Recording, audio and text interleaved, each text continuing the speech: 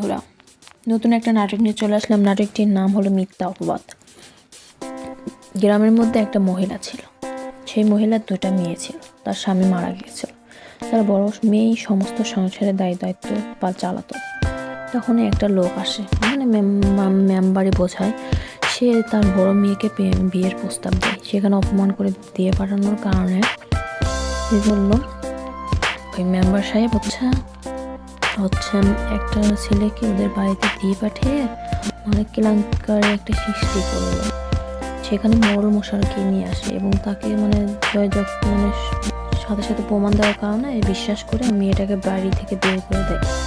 বাড়ি থেকে বের হয়ে যাওয়ার পরে মেয়েটা একটা বুড়োর সাথে চলে যায় তার বাড়িতে। সেখানে তাকে একটা ছেলে খুঁজতে খুঁজতে চলে আসে এবং সেই ছেলেটা ওই ছেলেটা যে অপবাদ দিয়েছিল মেয়েটাকে, সেই তাকে ধরে এবং নেশা করিয়ে তার কথা রেকর্ড করে, সব কথা শোনে।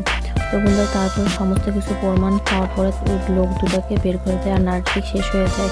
তো বন্ধুরা, কেমন লাগলো অবশ্যই কমেন্ট করে জানাবেন এবং আমার চ্যানেলটি সাবস্ক্রাইব করে পাশে থাকবেন, সাপোর্ট করবেন আর লাইক